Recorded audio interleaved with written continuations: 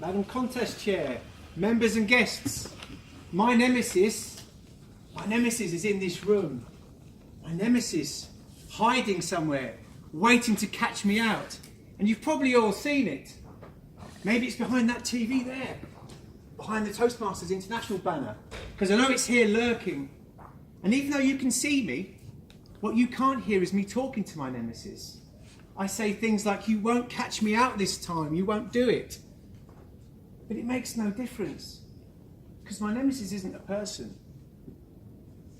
It can't answer me back. It's just a thing, no more than this TV here, or the chair you're sitting on.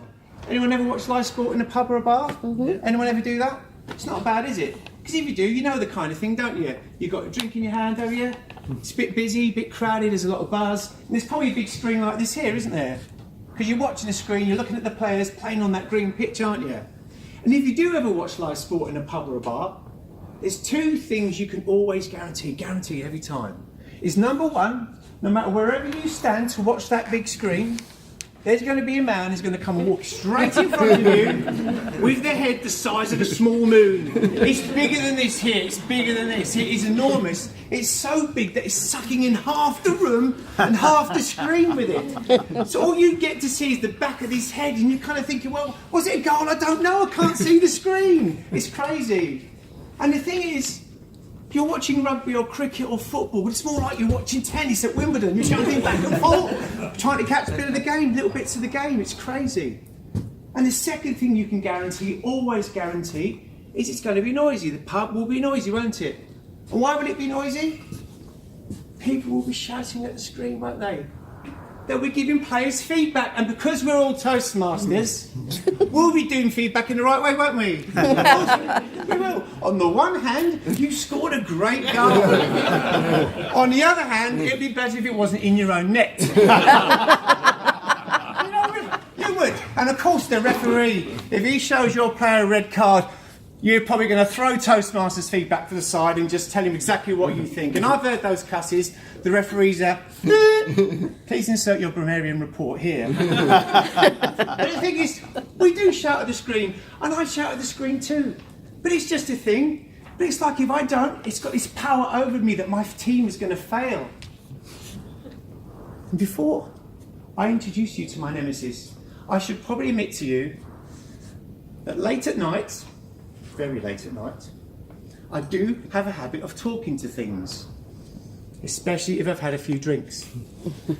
And especially if I've had a few drinks and I'm on my last train home. And especially if I'm on my last train home and the train's delayed.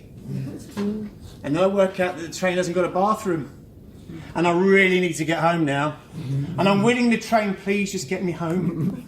I'm running out of time here, I really need to get home. And eventually, I get to my station and I run off. Not too quickly, because I don't want to have an accident. But I'm running home as quickly, or kind of not as quickly as I can. And I get to my front door. And of course, what happens?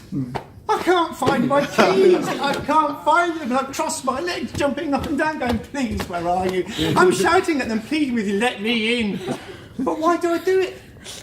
They're not going to talk back to me, are they? Are they?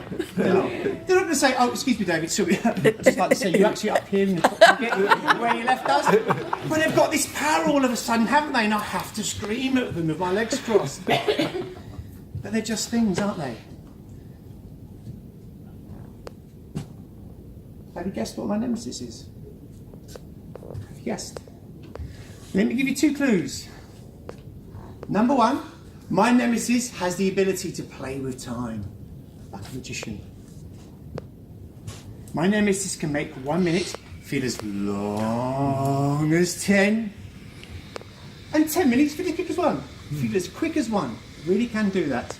And my nemesis comes in 3 forms, and he's ready to pounce and catch you out, and maybe he's caught some of you out before as well, at a moment's notice.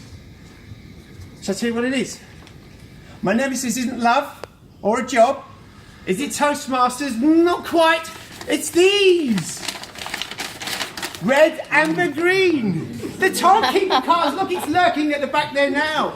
Red, amber, green. It's these, the timekeeper cards. My nemesis is there, lurking now. Wants to catch me out. Well, I don't need them now. But it's true, it's there waiting to catch me out. And if any of you are speakers, any of you done Toastmasters, been up here doing speeches before, well, you know it does have the ability to play with time. Because when you're a nervous speaker, what happens? You're up here, your first time, you're nervous, and you're waiting for Mr. Green to show so you can sit back down again. But Mr. Green doesn't come, does it? It's hiding, it's gone for a bloody walk. And then what happens? You do table topics and it's even worse. You're just desperate trying to find words in your mind to kind of get through, but it never appears. And then, when you're all experienced, I'm a confident speaker now, I've been up here 10 times, what happens? What happens? Speech time up. So you've got that much of a speech and only that much time to get it in, haven't you? And it's like you're in this lifeboat, that's your speech, and you're desperately bailing out water. It's words, speeches, words just to try and keep your head above the red line, because if you don't, you'll drown. Your speech will drown. You'll see Mr. Red and your speech will be dead because you'll run out of time. I need to drown there, actually. So the thing is, I do talk to my nemesis, the timekeeper cards, up here inside my head.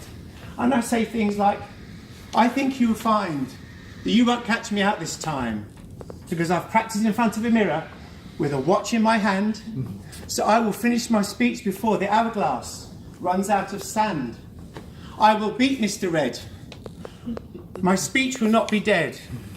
This is what I say up here in my head to the timekeeper cards. Down in contest here.